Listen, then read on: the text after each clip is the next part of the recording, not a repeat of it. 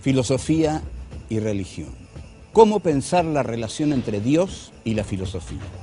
¿Se puede eludir a Dios en la filosofía? La razón y lo sagrado. Jaspers y la idea del salto, la fe. Tenemos que preguntarnos, ¿por qué aparece la idea de Dios? ¿Qué función tiene dentro de la existencia humana? Dios como principio absoluto y fundamento. La pregunta por el origen, lo infinito y la finitud. No podemos dejar de pensar en Leibniz y el mejor de los mundos posibles, Voltaire, Pangloss y el mal que se ha enseñoreado de la tierra. ¿Cómo pensar la omnipotencia divina y la existencia del mal? La pregunta discepoliana, ¿dónde estaba Dios cuando te fuiste? Vamos a pensar por qué durante la Edad Media Dios da todas las respuestas, el valle de lágrimas, la promesa divina y el reino de los cielos. Veremos el quiebre fundamental que se produce con Descartes, dudar de todo. ¿Qué significa que el hombre ocupe la centralidad? Tenemos que pensar la Revolución Francesa y la negación del derecho divino. La cabeza de Luis XVI cae.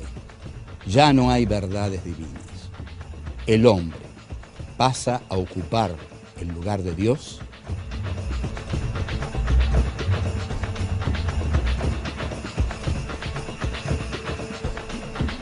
Buenas noches. ¿Qué tal? Bueno, gracias por haber venido. Uy, son muchos, qué desafío. Muy bueno, muy bueno. Es que, claro, es esta clase. Dios nos va a proteger por haber venido. Dios está de nuestro lado. Bueno, las religiones. Hay muchísimos motivos para explicar por qué han surgido las religiones. No me voy a remitir a la Biblia, al Génesis, ni a Caín y Abel, ni todavía ninguna de esas cosas. Lo que voy a tratar de ver es la relación entre la filosofía y la religión. Cómo la idea esencial de la religión está presente en todas las filosofías, en todos los filósofos. Ninguno de los filósofos ha logrado realmente eludir a Dios, lo cual es una afirmación temeraria porque se ofenderían muchísimos filósofos, porque la filosofía, diría la mayoría de ellos, nada tiene que ver con la religión. Una cosa es Dios, otra cosa es la filosofía. La filosofía es una actividad del pensamiento. Dios es un resultado de la fe. Hay un filósofo alemán, Karl Jaspers, mediocre, ¿no? Pero el hombre ha pasado a la eternidad porque ha cruzado varias cartas con Heidegger, y a cualquiera de nosotros que eso le hubiera ocurrido le garantizaría la eternidad, digamos, ¿no? El costo de cruzar cartas con Heidegger también. Pero Jaspers quedó como el alemán bueno, que no colaboró con el nazismo, mientras que Heidegger sí.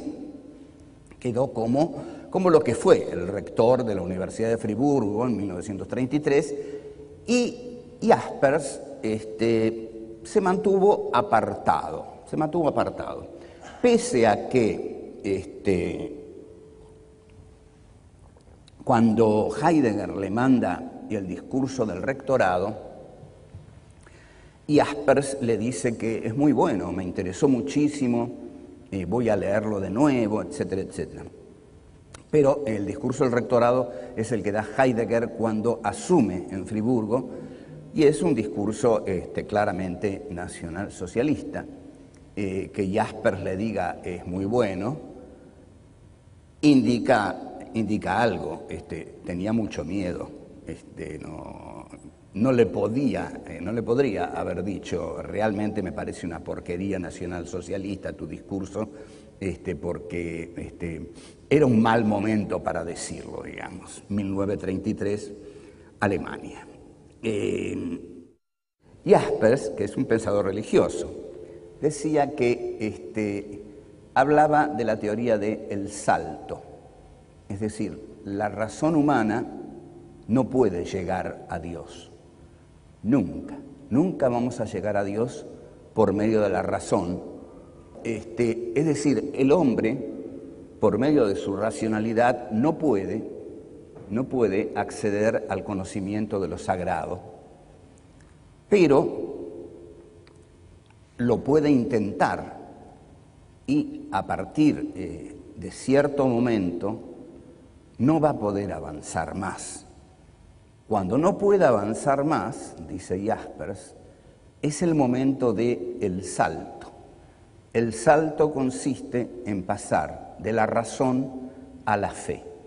Y ese es un salto. Cuando se da ese salto, se llega a la fe. Es decir, la creencia en Dios requiere un acto no racional. La fe no es la razón. La fe es de otro orden, pero la fe no tiene nada que ver con lo deductivo, lo analítico, las cosas que son constitutivas de la razón, sino que la fe tiene que ver con, me entrego a la divinidad sin cuestionarla, sin preguntarme por qué existe, cómo surgió, no me importa nada de eso. Creo que hay un ser que todo lo puede, que todo lo ve, que nos ama a todos, que ha creado el universo y a ese ser lo llamo Dios. Entonces, ¿qué es Dios? ¿Qué es Dios? ¿Por qué aparece esta idea de Dios? ¿Qué función tiene dentro de la condición humana? ¿Por qué aparece Dios en la cultura de los hombres?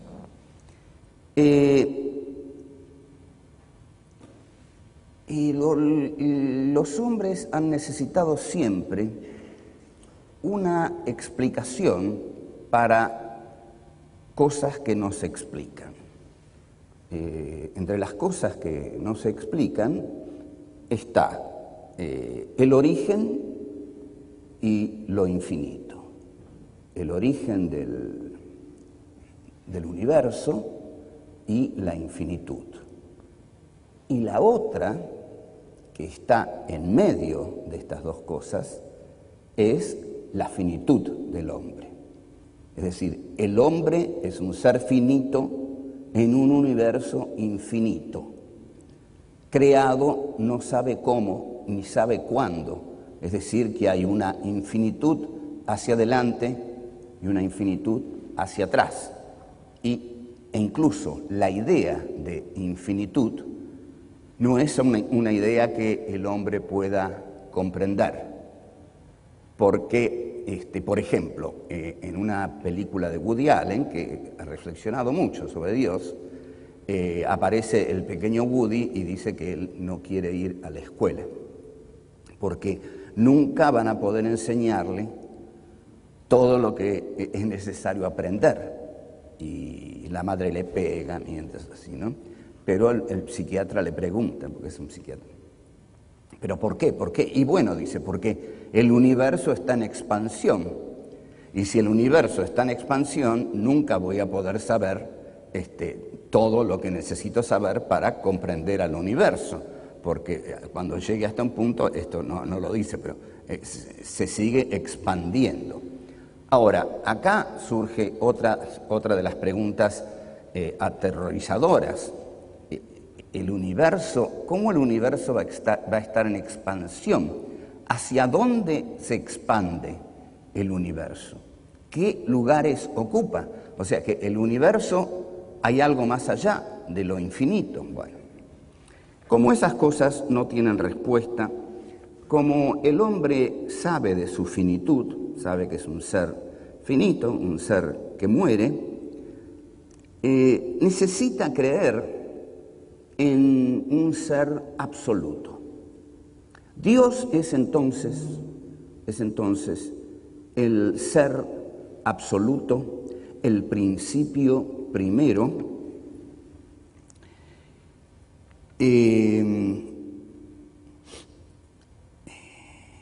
el principio primero, lo que Aristóteles llamaba las causas primeras en sus categorías, es el primer motor, también es el espíritu universal, es lo uno, lo que está más allá de todo fundamento, pero no solo lo que está más allá de todo fundamento, es lo que fundamenta todo, lo que fundamenta todo. ¿Qué es lo que fundamenta todo? Sobre todo lo que no sabemos, lo que no podemos nosotros ofrecer una fundamentación racional para ello, bueno, es Dios.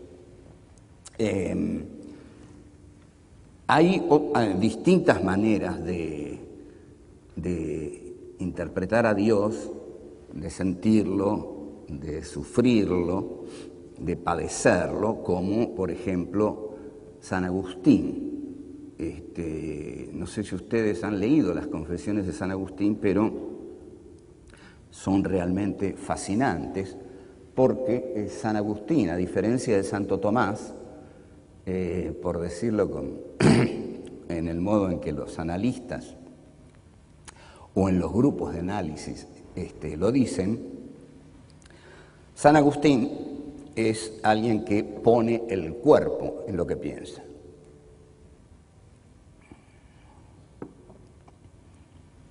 Ahí donde Santo Tomás establece una especie de fe racional, de fe aristotélica, de ahí que se forme el aristotélico tomismo, San Agustín es un pensador religioso desgarrado, que le pregunta a Dios cosas terribles.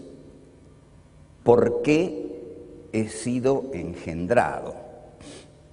Y cuando pregunta por qué he sido engendrado, sabe que sus padres, para engendrarlo, han tenido que cometer concupiscencia, han tenido que tener una relación sexual, han tenido que pecar, o sea que él es fruto del pecado.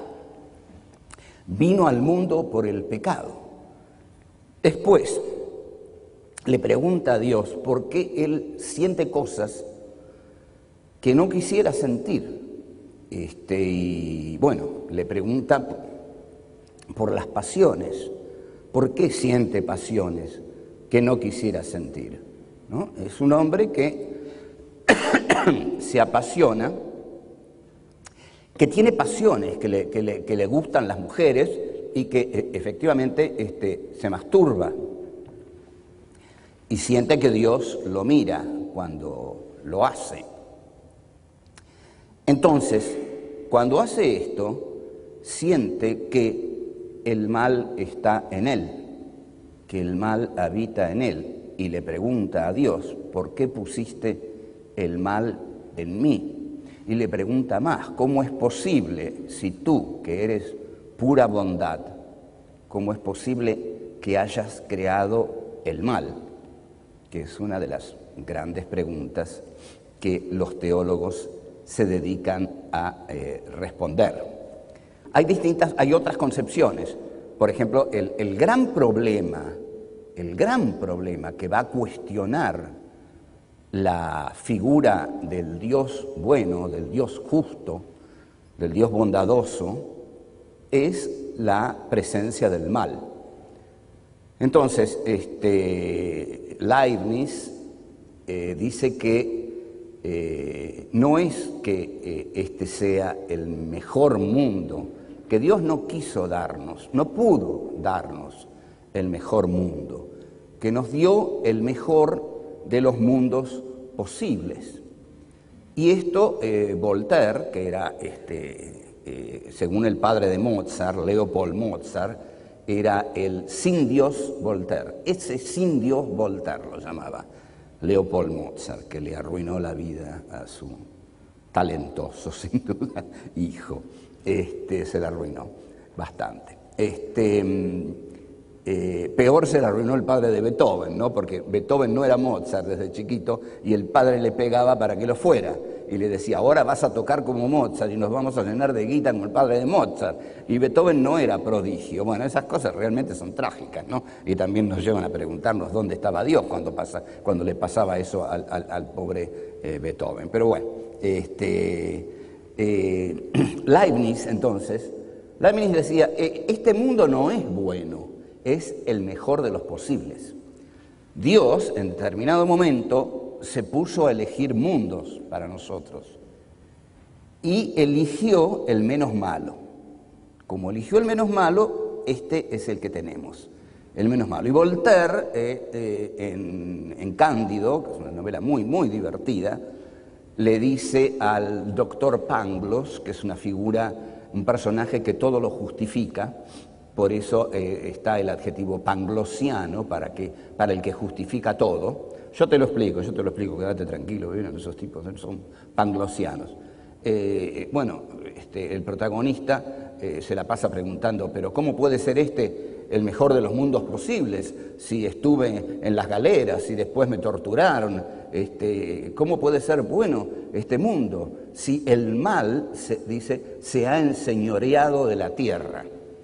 Muy buena frase, ¿no? Muy aplicable para los días que corren. El mal se ha enseñoreado de la tierra y de la Argentina más todavía. La Argentina la va a reventar el mal en cualquier momento. Bueno, entonces el doctor Pangloss le dice, no, de todo lo malo que pasa surge algo bueno. Y le da una demostración de este tipo, es decir, de lo malo siempre surge algo bueno, así que no hay que lamentar lo malo.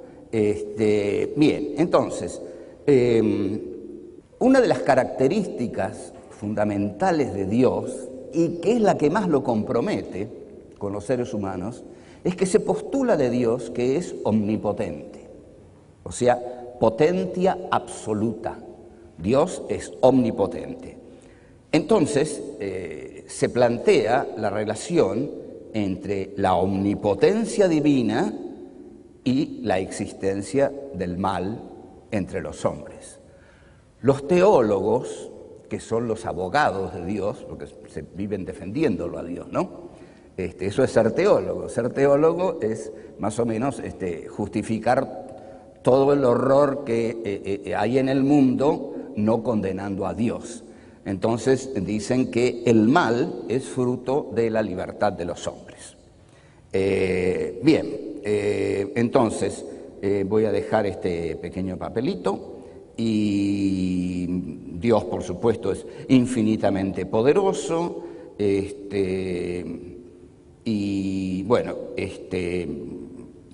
es infinitamente poderoso, ¿por qué hizo un mundo tan imperfecto? Entonces, la filosofía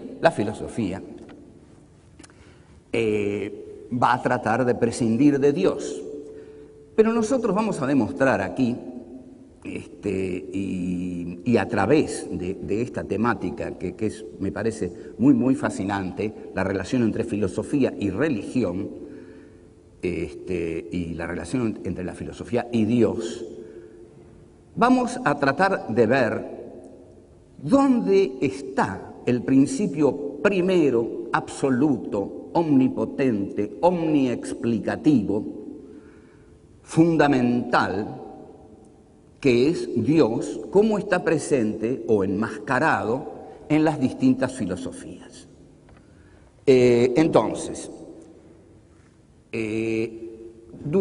Los griegos los vamos a dejar porque, digamos, es bastante claro lo que les pasa a los griegos, bueno, el agua, el fuego,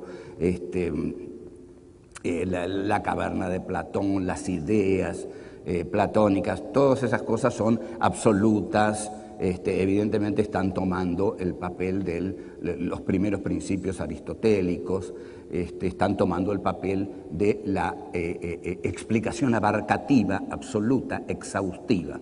¿Por qué? Porque lo que busca el hombre es una explicación de la totalidad. No nos rendimos, permítanme el plural, no nos rendimos ante explicaciones parciales que nos digan, no sabemos por qué nos morimos, y no sabemos por qué a algunos tipos los matan, y no sabemos por qué a los armenios, los turcos fueron tan malos con los armenios y no pasó nada, digamos.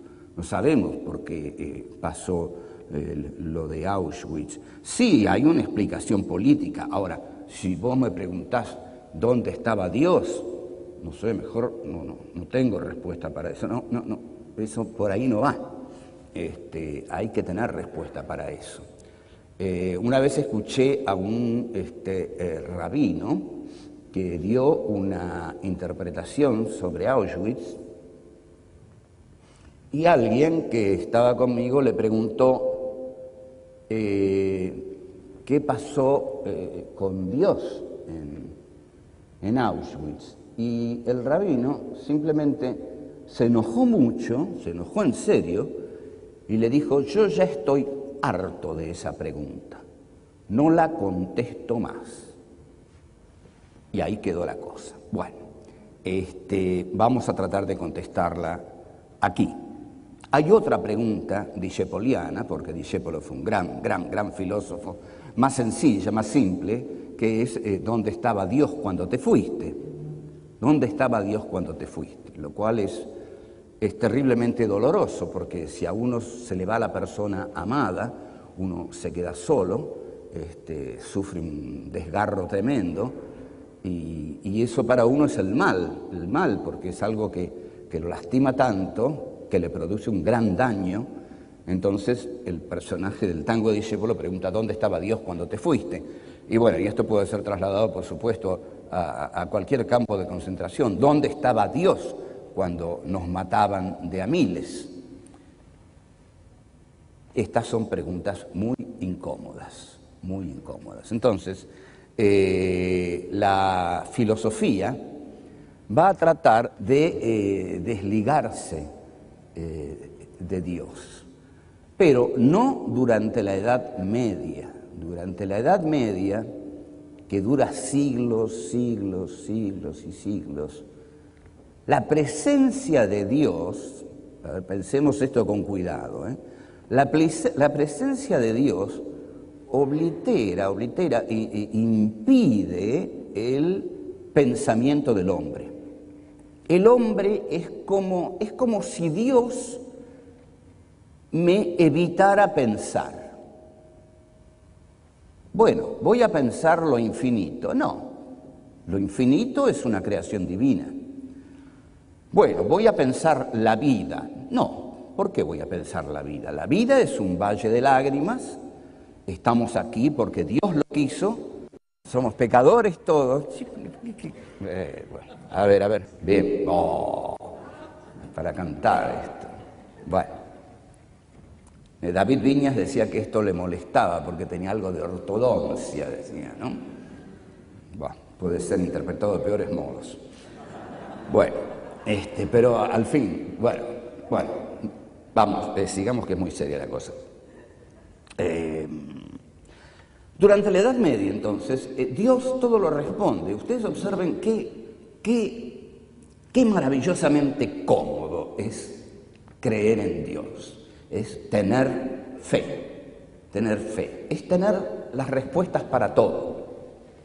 Morimos porque vamos al cielo o al infierno, pero seguramente al cielo porque hemos ido todos los domingos a la iglesia y porque hemos llevado una vida de honestos seres humanos, no de pecadores.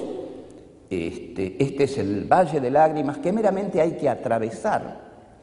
Y si nosotros sufrimos, no tenemos por qué quejarnos, porque el Hijo de Dios fue el que más sufrió. Por eso se nos muestra tanto la figura de Cristo en la cruz. Y por eso la película de Mel Gibson exasperó el sufrimiento de Jesús hasta límites insoportables, porque aquí lo que funciona, y estoy en una digresión aquí, lo que funciona es lo siguiente: el sufrimiento de Jesús, la tortura de Jesús, le sirvió a la Iglesia de la Inquisición para la tortura de la Iglesia. Es decir, cuanto más haya sido torturado el Hijo de Dios, más derecho tiene la Iglesia, que representa a Dios en la tierra, a torturar a los infieles. Y Mel Gibson también, digamos, muestra esto. El Hijo de nuestro Señor sufrió indeciblemente, o sea, los que luchamos por la fe de Jesús, tenemos derecho a hacer sufrir a los otros igual que como sufrió Jesús. Así como sufrió Jesús, tenemos derecho nosotros a hacer sufrir a los que abominan de la fe de Cristo, del cristianismo. Esto yo estoy seguro que lo piensa Bush, y que lo piensa la derecha, y que lo pensaban los sacerdotes que confortaban a los militares que volvían de los vuelos de la muerte, ¿no? Yo creo que esto funciona, lo digo muy delicadamente, ¿no? Creo que esto funciona también con los judíos y el Holocausto. Es decir, las películas y aparte, bueno, está descartado que yo respeto enormemente y que he dedicado años a trabajar sobre el Holocausto, pero el Holocausto justifica el Estado de Israel. Es decir, nosotros tenemos que defendernos porque si no nos va a volver a pasar lo mismo. No podemos aceptar ni mínimamente que alguien se proponga eliminar al Estado de Israel, porque ahí está el Holocausto. Y si no tenemos un Estado desde el cual ser poderosos, otra vez va a producirse algo así. Entonces, digamos, esa figura del Cristo torturado en la cruz, que justifica a un cristianismo castigador de los infieles, se repite en la figura del Holocausto, que justifica la política guerrera del Estado de Israel en defensa de la posibilidad de un nuevo Holocausto. Durante la Edad Media, entonces, Dios responde a todo. Hay una promesa divina que consistente en decir, los que atraviesen como buenos cristianos este valle de lágrimas, esta es la promesa, llegarán al reino de los cielos y estarán con Dios. En consecuencia, la Edad Media, que cede todo el poder a la Iglesia, la Edad Media transcurre 13 siglos, más o menos, los cuales pasa muy poco, hasta que llega Descartes. Descartes no va a partir de Dios. Esto lo dije alguna vez, pero lo voy a repetir porque es un quiebre fundamental en la historia humana. Quizás nunca lleguemos a apreciar lo transgresor que fue el discurso del método. Cuando Descartes dice, estaba yo en Holanda, porque además el discurso del método es tan agradable que es una narración. Descartes narra en primera persona en el discurso del método y es breve. Cuando estaba yo en Holanda se me dio, dice, por dudar de todo. Bueno, esto es una frase terrible, es una frase agnóstica. ¿Cómo este hombre se permite dudar de todo? Si duda de todo, está dudando de la existencia de Dios. Y la Iglesia Católica castiga muy duramente a los que dudan, pero muy duramente, a los que dudan de la existencia de Dios. Por eso Descartes está en Holanda, donde digamos, había una política ya muy liberal de cierto avanzado desarrollo capitalista. Entonces Descartes en Holanda, al lado de una estufa tranquila, ¿no? Un filósofo no necesita más que un escritorio, una estufa si es invierno, y listo, con eso puede transformar el mundo. Descartes dice, voy a dudar de todo, de lo único que no puedo dudar es de mi pensamiento. Entonces, ¿qué hace? Pone la centralidad en la subjetividad del hombre. Este es el gran paso de la filosofía, el gran paso de la filosofía. Por eso, y del capitalismo. Yo creo que la filosofía nace aquí. Es cuando el hombre se pone en la centralidad y dice, el punto de partida epistemológico es el cogito, es el pensamiento, es el logos. Entonces, pienso, luego existo. Existo porque sé que pienso. Lo único de lo que no puedo dudar es de mi pensamiento. Descartes mató a Dios, mató a Dios. Durante la Edad Media se decía, lo único de lo que no podemos dudar es de Dios.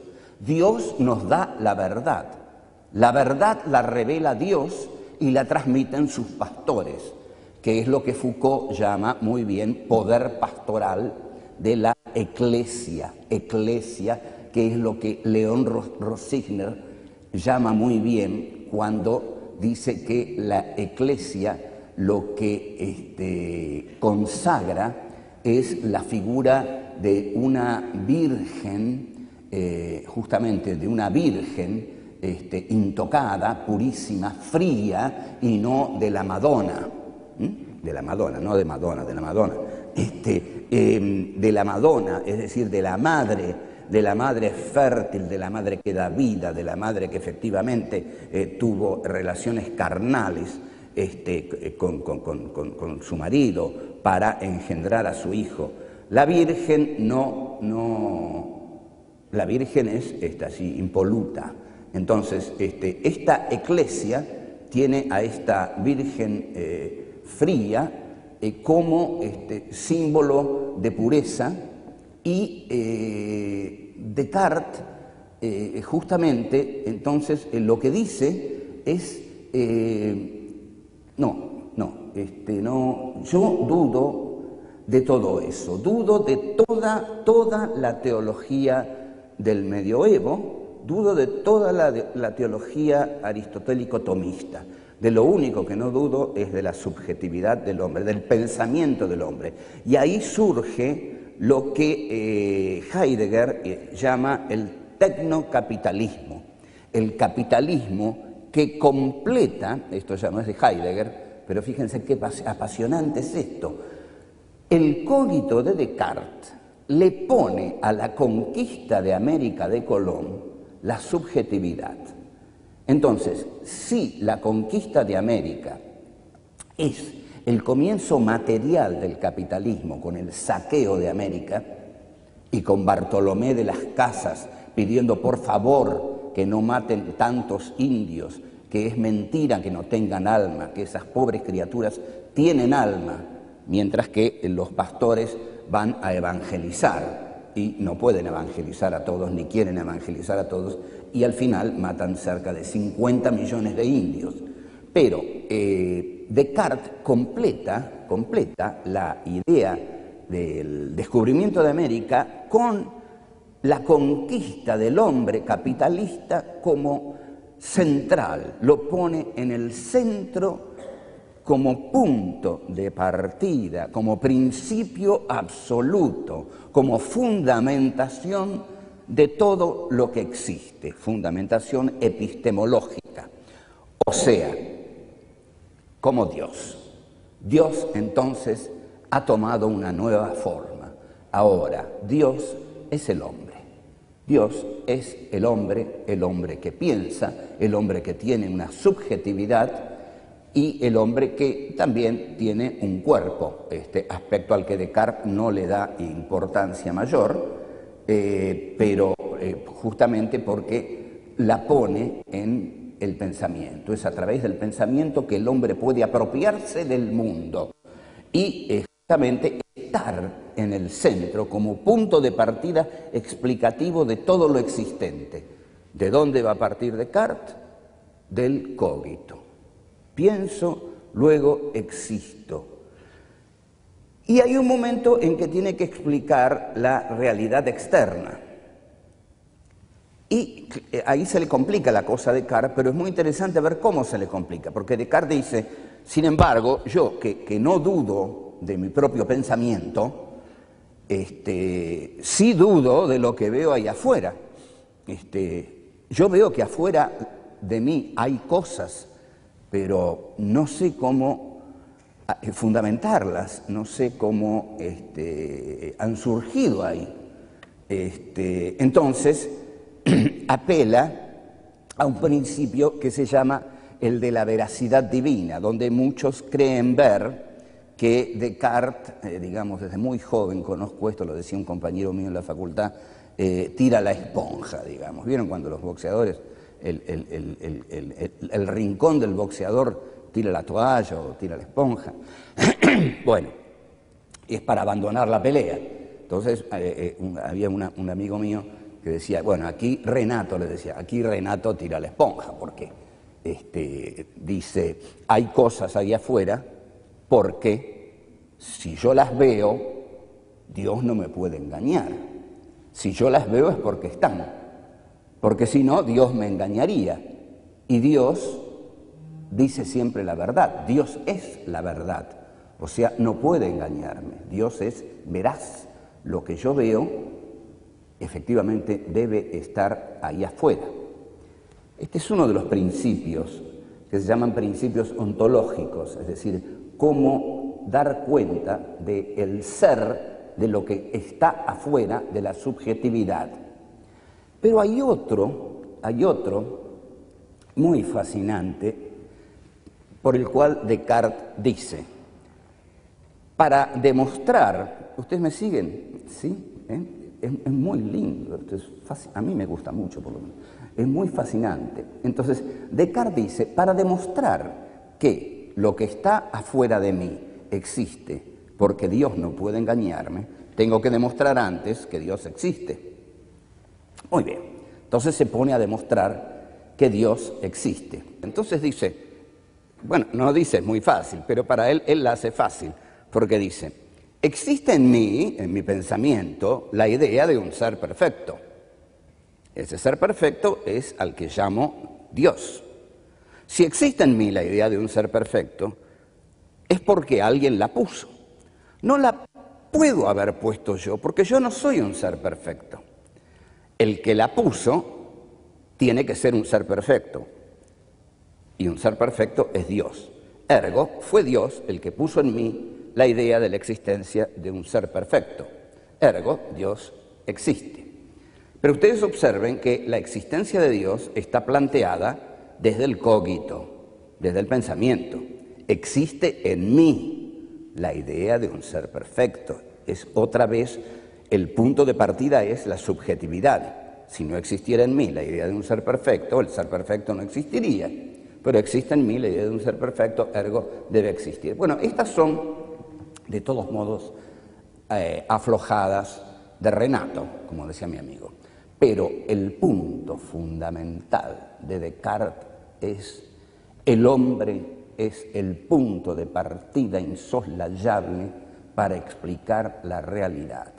Toda la realidad se explica a partir del cogito, del pensamiento. El pensamiento es el que puede explicar la existencia. Es el hombre el que se pone en la centralidad. Es el hombre el que hace la historia, es el hombre el que la piensa. Hasta tal punto, esto acelera la historia que luego de 13 siglos de filosofía medieval, 13 siglos de la espera, 13 siglos en los cuales se delega en Dios todos los problemas más serios de la existencia humana, Descartes, en cambio, en 1637 publica el Discurso del Método y en 1789, 1737, poco más de un siglo y pico, se hace ya la Revolución Francesa. La Revolución Francesa consiste también en un asalto a Dios, en una negación de Dios. Si Luis XVI dice que gobierna por derecho divino, los revolucionarios franceses van a decir que nadie reina por derecho divino.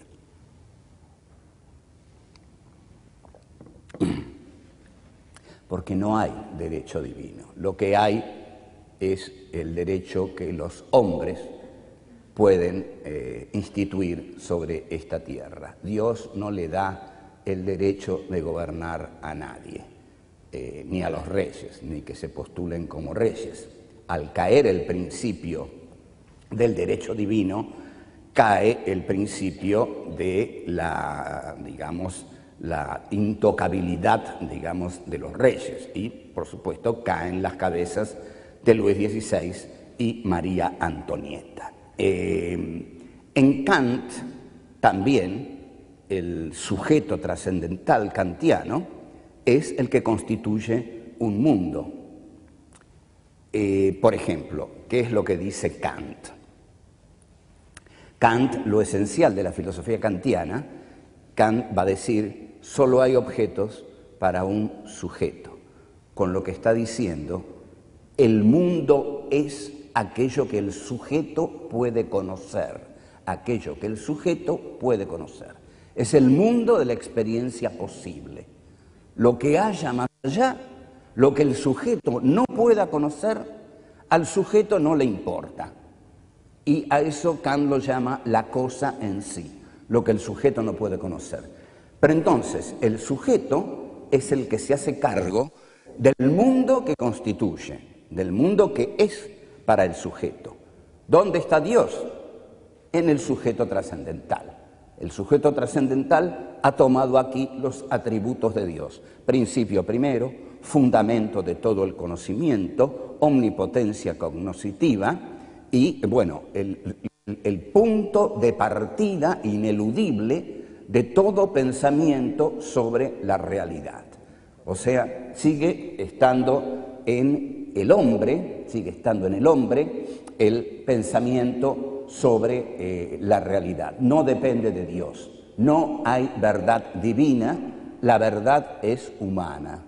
Esto es lo que ha cambiado, pero porque es el hombre el que ha pasado a ocupar el lugar de Dios. Ahora vamos a ver lo que hace Marx con la religión, a la que va a llamar, según una muy conocida fórmula que aquí vamos a defender a rajatabla, que la religión es el opio de los pueblos. Bueno, hasta luego, nos vemos en la segunda hora.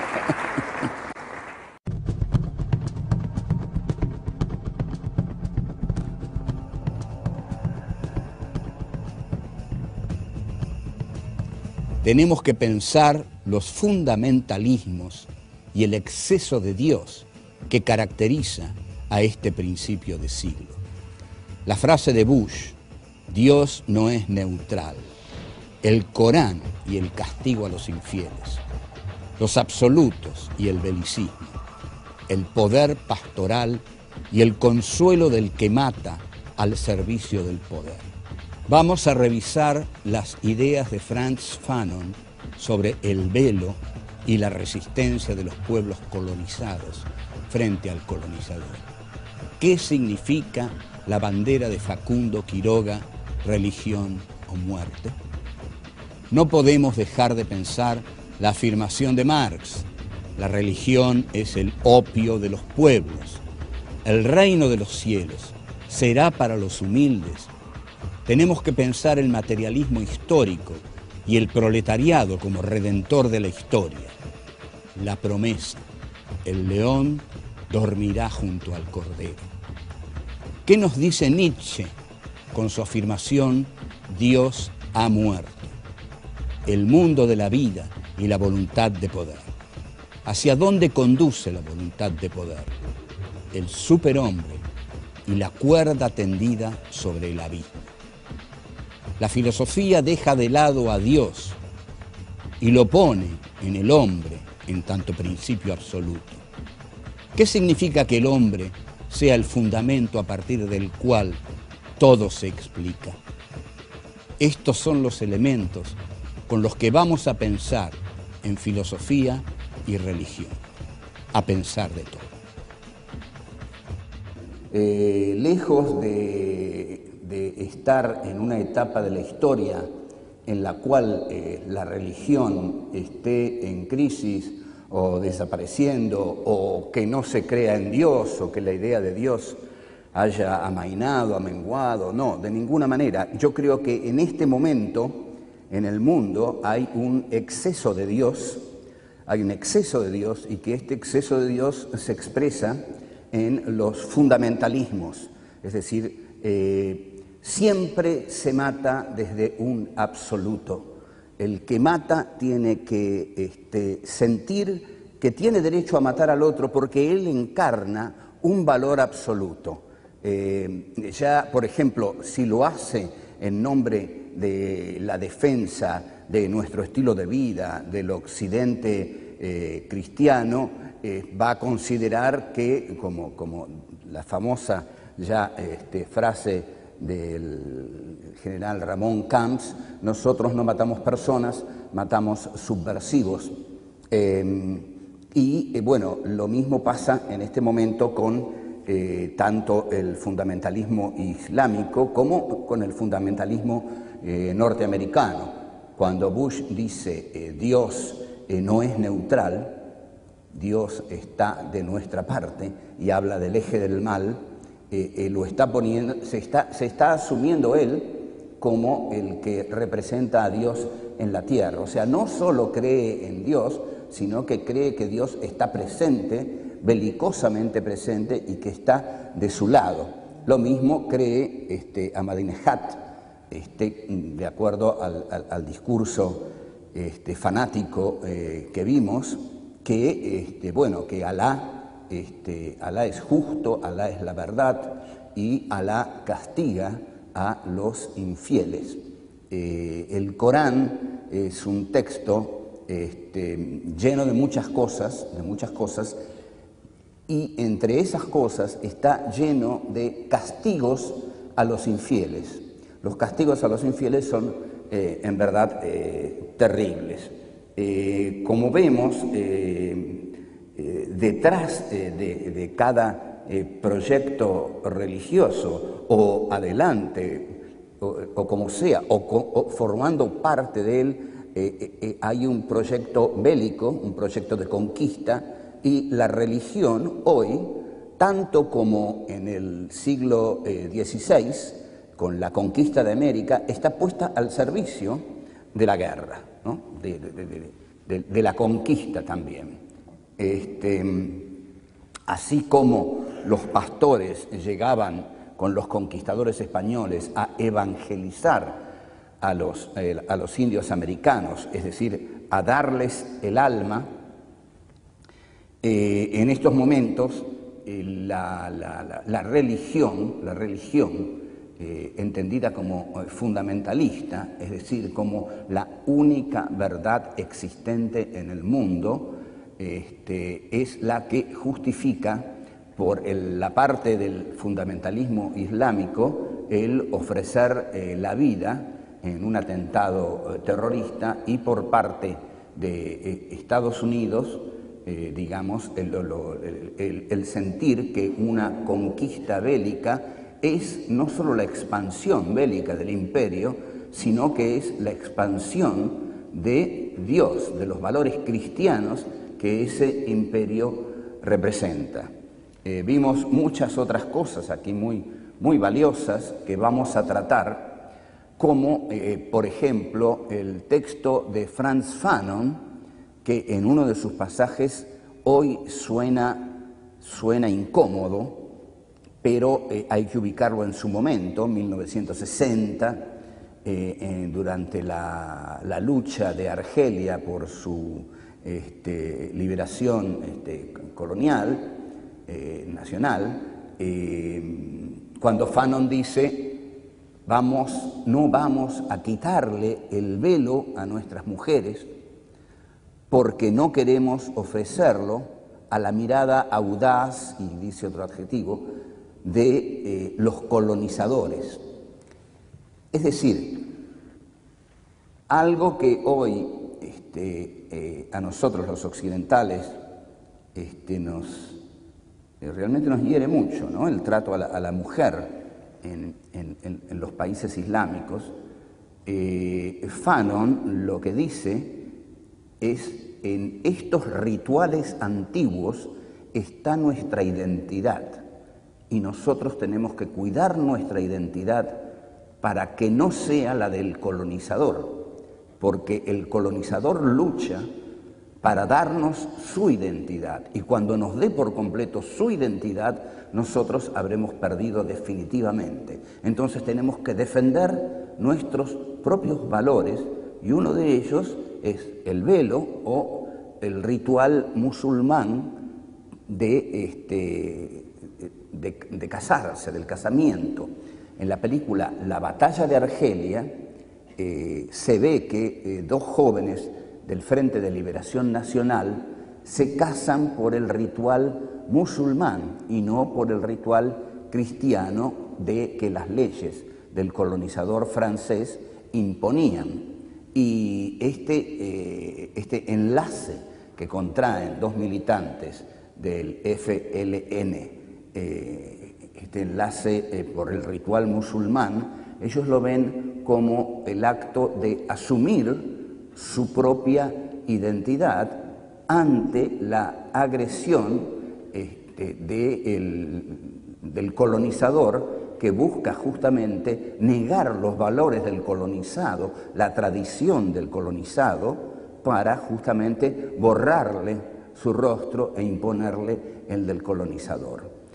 También hay un texto que se vio del libro de Rodolfo Ortega Peña y Eduardo Luis Duhalde, Facundo y la Montonera, donde defienden la bandera de Facundo, religión o muerte, que es una bandera que en el Facundo de Sarmiento es abominada como algo fanático, salvaje, barbárico, enemigo de la civilización, irracional, y lo que dicen Ortega Peña y Duhalde es no, esa bandera era la identificación de la identidad, la asunción de la identidad nacional por parte de Juan Facundo Quiroga y sus gauchos, porque en ese mismo momento Rivadavia decretaba la libertad de cultos, y decretaba la libertad de cultos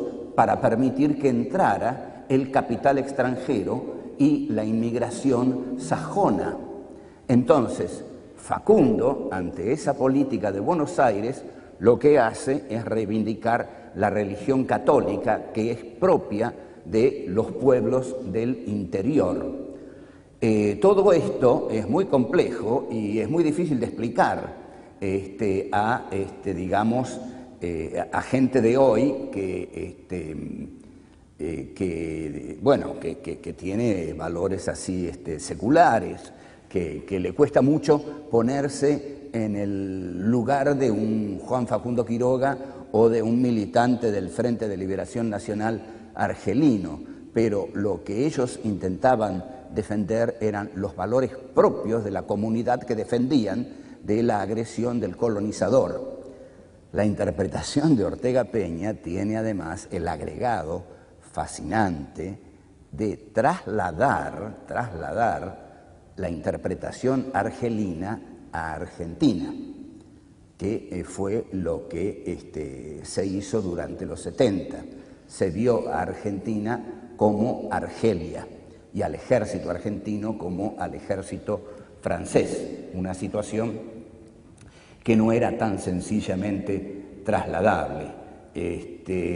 Ahora, el texto de Ortega Peña, sin embargo, el análisis que él hace es muy atendible, e incluso en un juicio que le hacen a Ortega Peña, no un juicio, lo citan a declarar por el secuestro y muerte de Aramburu en el año 70, y un juez le pregunta explícitamente: ¿usted escribió en un libro suyo justificando esa bandera de Facundo Quiroga, religión o muerte? Y se lo preguntó como si fuera, un acto de subversión justificar esa consigna de Facundo. pero justamente la respuesta que da Ortega Peña en su libro es muy similar a la de la batalla de Argelia.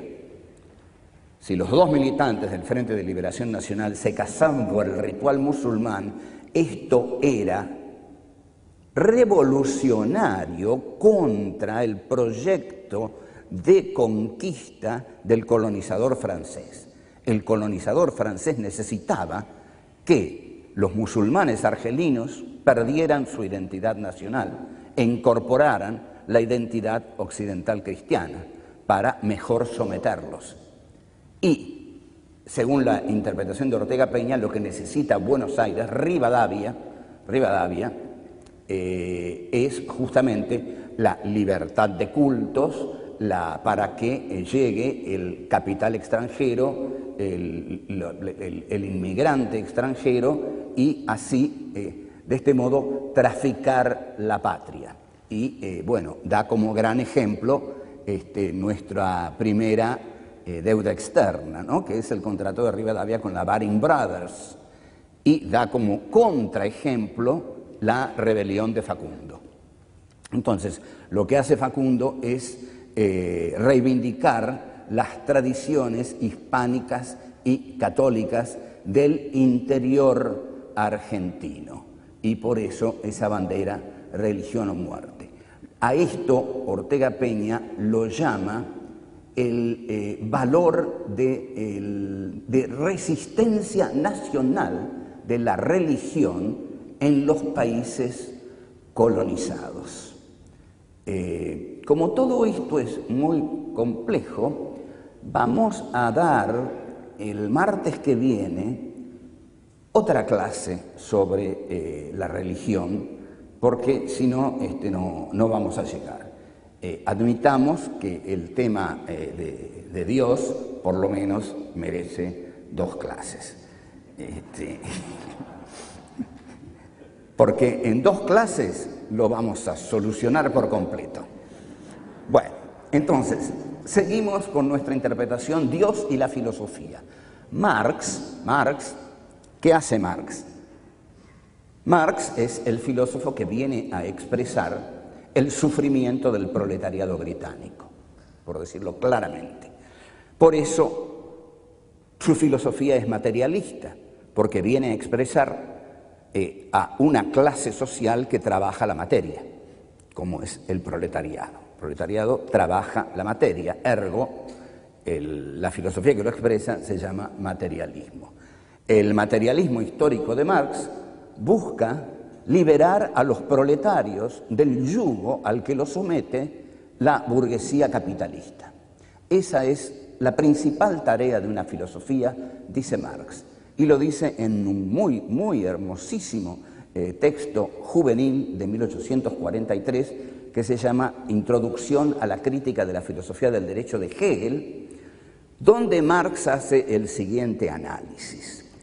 Nosotros necesitamos liberar a los hombres que sufren en la tierra.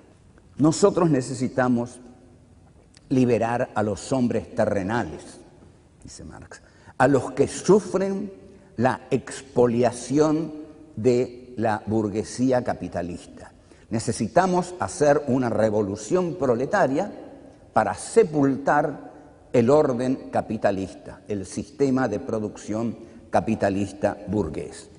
Por consiguiente, no podemos permitir que la clase en la cual reposa esta posibilidad, el proletariado, que es la clase que va a hacer esa revolución, que va a llevar a los hombres a superar la ignominia, la explotación del hombre por el hombre, es decir, el proletariado, no podemos tolerar que esa clase se disperse pensando en la existencia de un otro mundo en el cual será recompensada, en el cual sus dolores terminarán, y bueno, en el cual encontrarán la bondad y el amor divinos.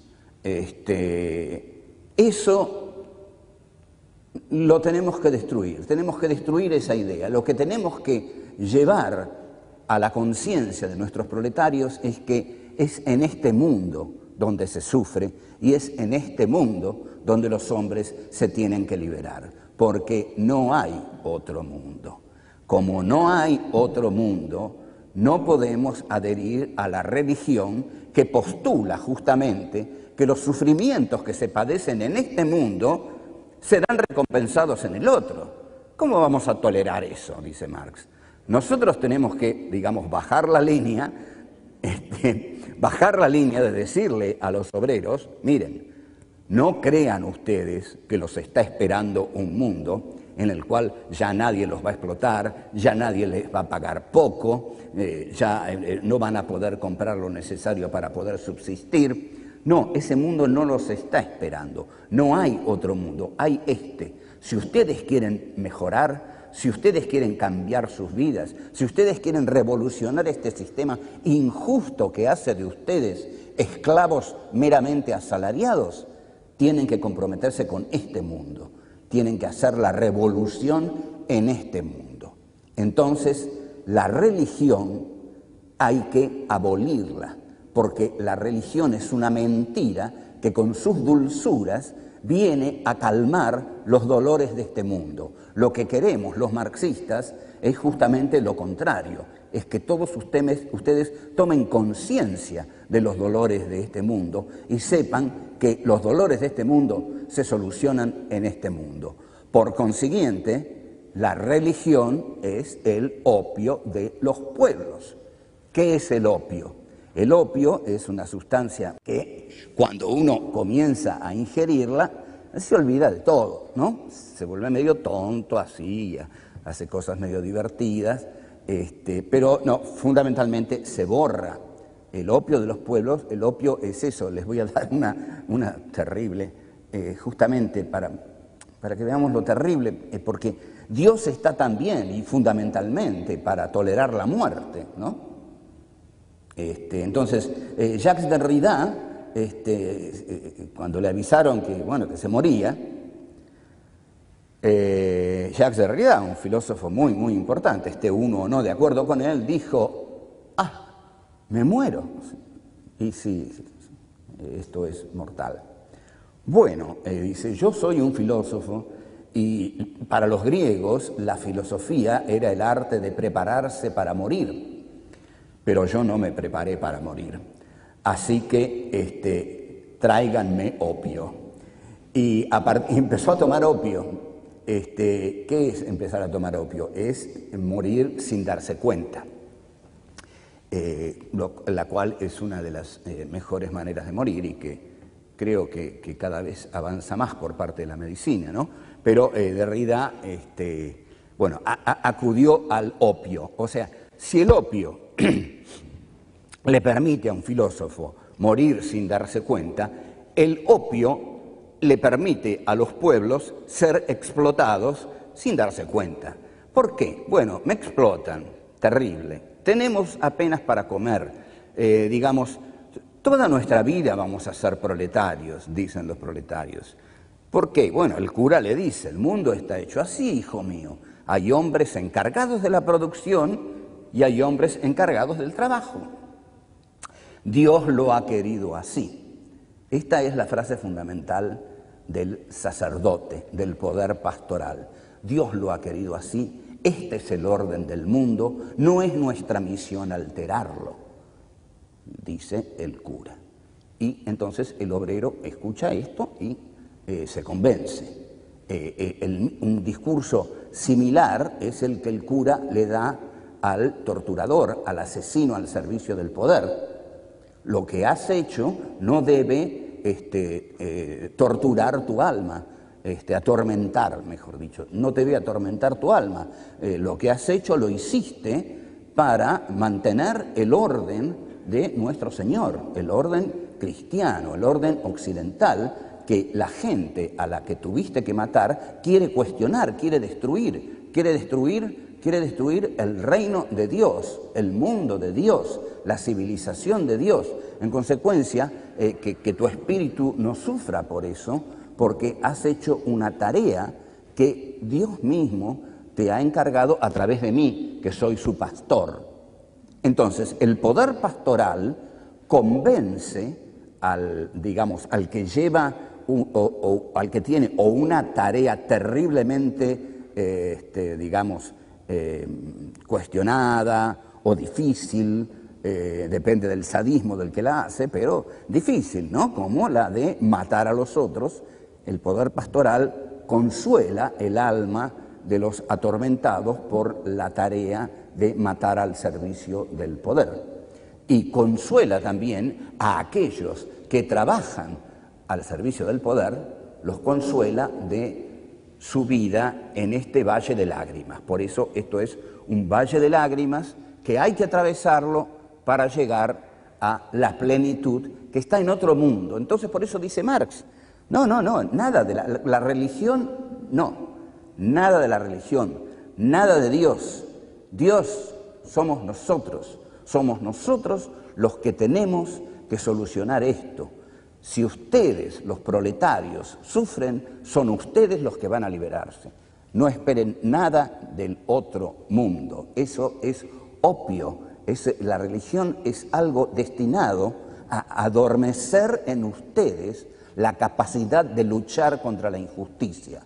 El marxismo es algo que justamente viene a despertar en ustedes la capacidad de luchar contra la injusticia. Entonces, Marx dice, ustedes están en una situación ignominiosa.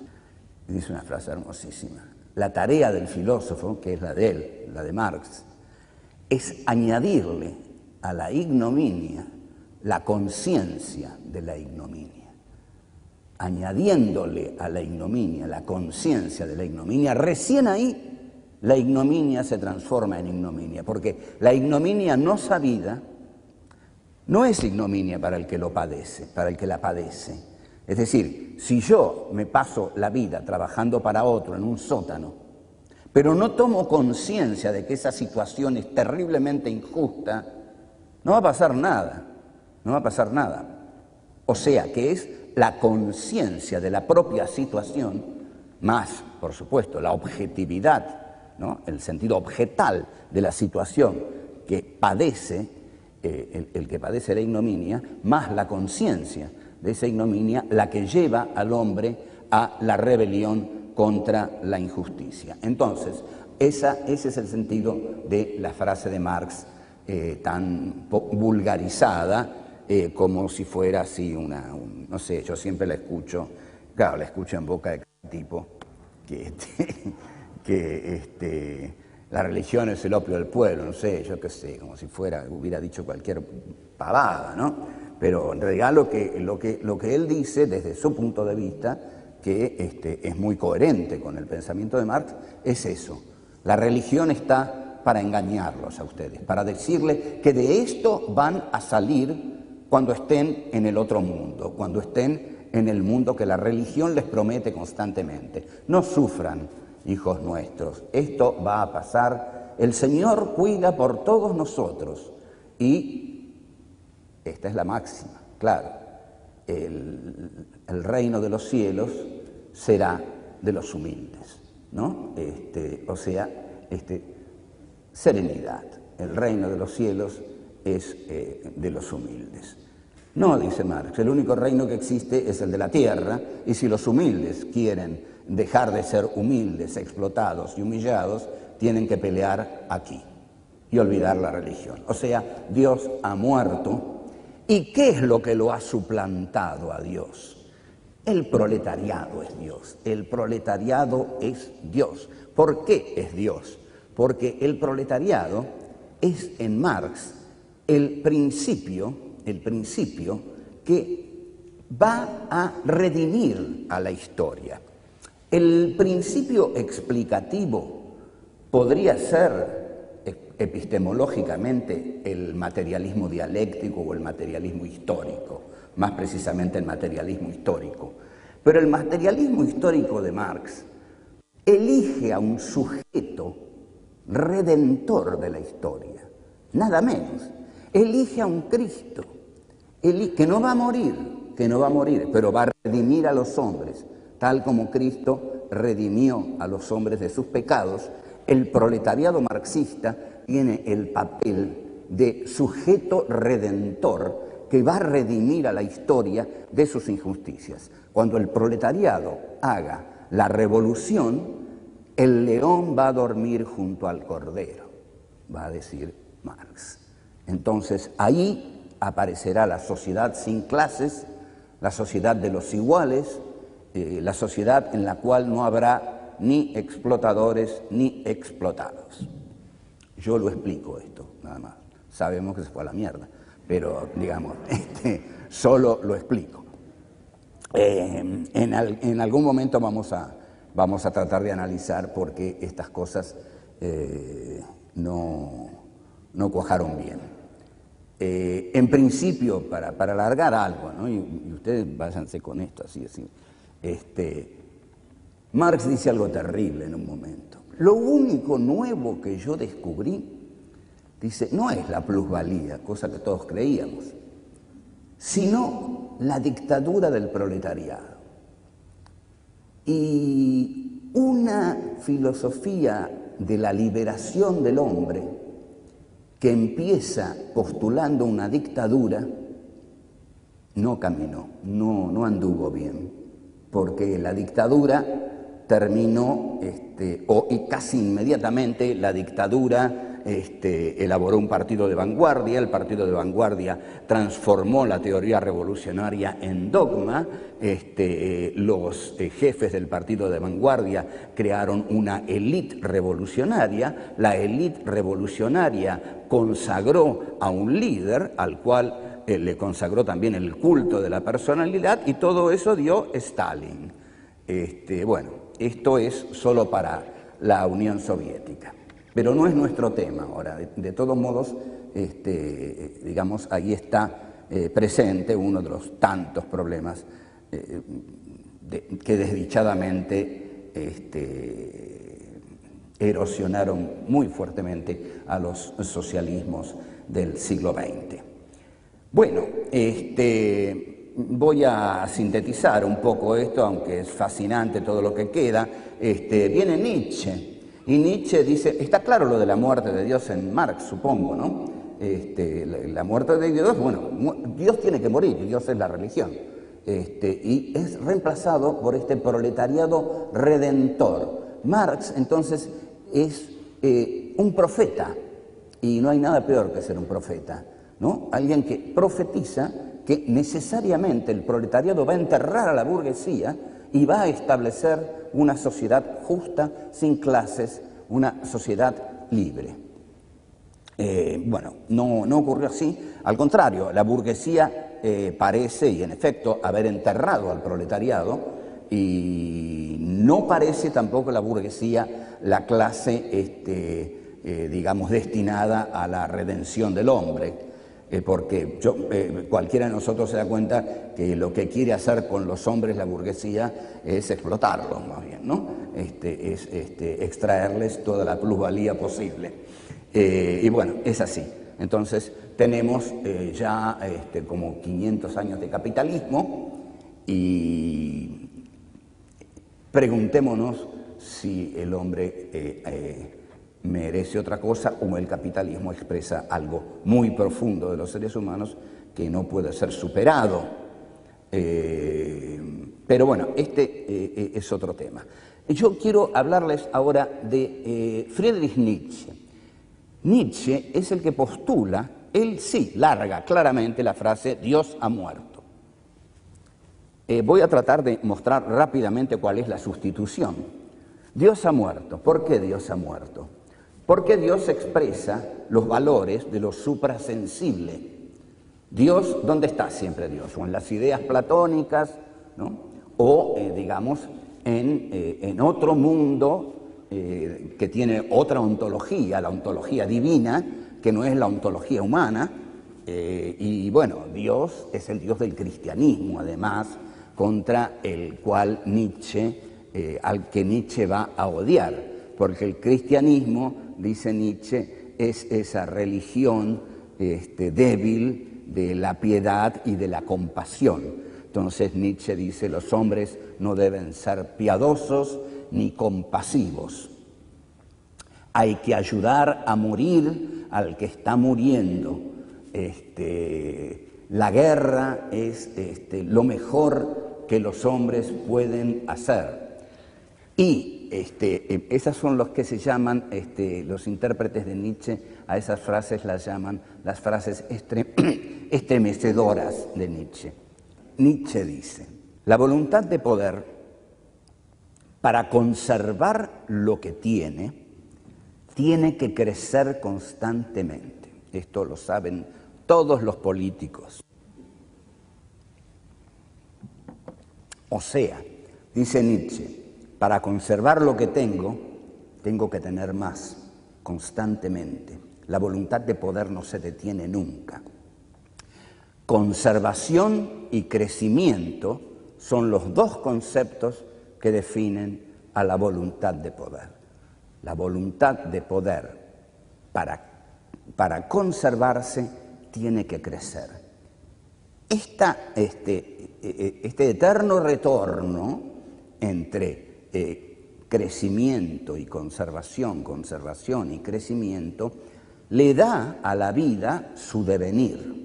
Entonces, la vida se mueve porque la voluntad de poder constantemente quiere ser más. Esto le da movimiento a la vida. Todos tienen voluntad de poder. Todos quieren conservar lo que tienen y se dan cuenta que para conservarlo tienen que expandirse. Ustedes observen qué interesante como Nietzsche anticipa la idea del espacio vital de Hitler. La anticipa Nietzsche, porque Nietzsche piensa durante el periodo de la unidad alemana, durante el periodo bismarckiano. Entonces ya está pensando el espacio vital hitleriano. Lo que ocurre es que Alemania llega tarde a su unidad nacional, llega recién con Bismarck. Al llegar recién con Bismarck y con la guerra franco-prusiana de 1871, 71 me equivoco, o 61, creo que 71, 1870, gracias. La guerra franco-prusiana de 1870 la gana la Alemania fortalecida desde Prusia, ¿no?, por Bismarck. Ahora, es muy fascinante que esta es una derivación. Ahí estalla la Comuna de París. Y al estallar la Comuna de París, Thiers, que es el que gobierna en Francia, se reúne con Bismarck y dicen más o menos así: suspendamos por el momento nuestra guerra, porque los obreros se han adueñado de París y eso es más peligroso que nuestra guerra. Eso es lo que tenemos que impedir. Entonces, se suspende la guerra, Thiers aniquila la Comuna de París con más o menos 33.000 muertos y después Alemania, Prusia y Francia siguen con su conflicto internacional, pero importa mucho más antes, como dice Marx, eliminar ese problema terrible de la hidra internacional, como la llama el propio Nietzsche. Pero aquí entonces llegamos al momento fundamental de Nietzsche. ¿Hacia dónde conduce la voluntad de poder? ¿Quién es el que reúne en sí la voluntad de poder, el deseo de dominación, la voluntad guerrera de la bestia rubia, del ave de rapiña? Todo esto está en un personaje que Nietzsche llama el Übermensch, o sea, el superhombre. El superhombre nietzscheano es algo que Nietzsche va a definir como no el hombre, sino que entre el hombre y el superhombre hay una cuerda tendida, porque no ha llegado el hombre a ser el superhombre aún, y bajo esa cuerda hay un abismo, dice. Pero el superhombre es aquel en el cual la voluntad de poder se va a dar plenamente y va a reunir todos los valores duros, despiadados, de la bestia rubia. Entonces es muy fácil ver lo que ha hecho Nietzsche. Dios murió y se reencarnó en el superhombre, en el Übermensch, en esta figura de este hombre poderoso. Más o menos vamos viendo que en general lo que han hecho todos estos filósofos es dejar de lado a Dios para ponerlo en el hombre. Esto es lo que hace Ludwig Feuerbach también en la esencia del cristianismo, ¿no? Excepto Heidegger, que lo pone en el ser, pero Heidegger es un embole realmente. Me llevaría muchísimo tiempo ahora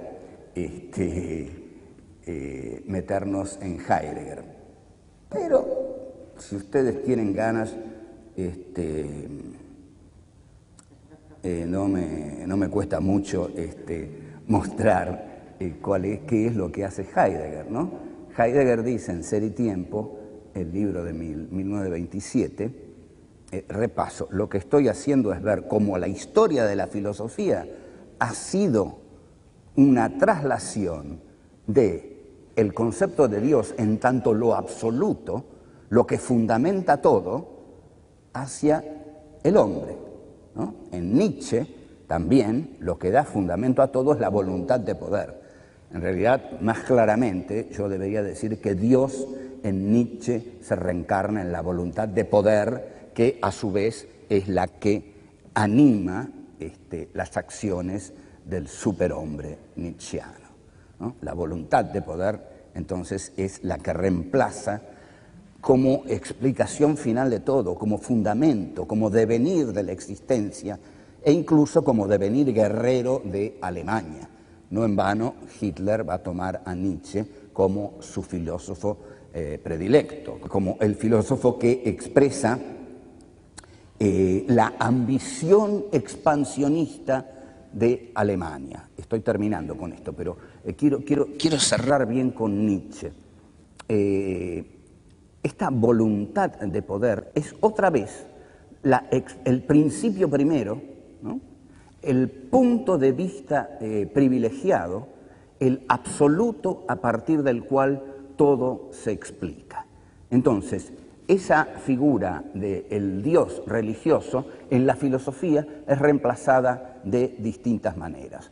¿Cuáles son esas maneras? Repaso y termino. En Descartes, el ego cogito, la subjetividad. En Kant, el sujeto trascendental. En Hegel, la historia, aunque lo pasé un poco por arriba. En Marx, el proletariado, y en Nietzsche, la voluntad de poder. Entonces, la próxima clase vamos a terminar un poquito esto con Sartre y Foucault, y nos vamos a meter ya en una parte más política con los fundamentalismos y vamos a ver qué pasa con Dios, ¿eh?